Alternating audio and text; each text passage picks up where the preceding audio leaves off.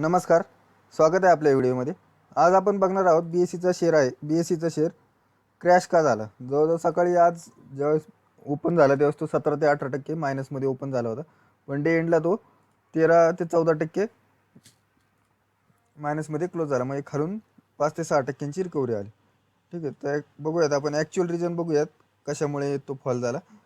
तर फॉल होण्याचं कारण होतं सेबी। तर सेबीचं म्हणणं काय आहे? सेबीचं म्हणणं असं आहे की जे BSE जी रेग्युलेटरी फी पे करते सेबीला, ती प्रीमियम व्हॅल्यूवर कॅल्क्युलेट करते। ठीक आहे, जो ऑप्शनचा प्रीमियम असतो त्याच्यावर कॅल्क्युलेट करते, आणि सेबीचं म्हणणं असं आहे की ती नोशनल व्हॅल्यूवर कॅल्क्युलेट झाले पाहिजे, आणि BSE करते ते प्रीमियम व्हॅल्यूवर। आता नोशनल व्हॅल्यू म्हणजे काय? समजा आता सेन्सेक्स चालू आहे 74 हजारावर। ठीक आहे, 74 हजारावर चालू आहे।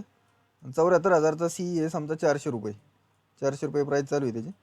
तर BSE काय करते, हे जे 74 हजार आहे, जो प्रीमियम आहे 74 हजारचा प्रीमियमचा 74 हजाराचा प्रीमियम आहे CEचा 400 रुपये, याच्यावर रेग्युलेटरी फी कॅल्क्युलेट करते। तर सेबीचं म्हणणं काय आहे, ती 400 रुपयावर कॅल्क्युलेट न करता 74 हजारावर कॅल्क्युलेट केली पाहिजे। ठीक आहे, एवढाच विषय आहे, ती 74 हजारावर कॅल्क्युलेट केली पाहिजे। जर ती 74 हजारावर कॅल्क्युलेट केली तर सेबीला याचा BSEला किती पैसे द्यावे लागतील सेबीला?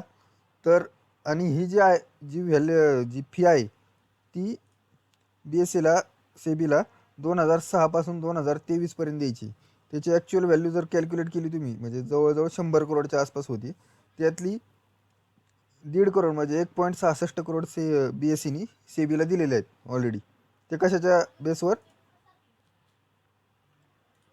ऑप्शन व्हॅल्यूच्या, म्हणजे ऑप्शनचा जो प्रीमियम आहे त्याच्यावर। आणि जी रक्कम द्यायची आहे 99 करोड राहिलेली, ती 15% व्याजाने द्यायची ॲन्युअली सेबीला BSEला। ठीक आहे, हे एकच रिझन होतं ज्याच्यामुळे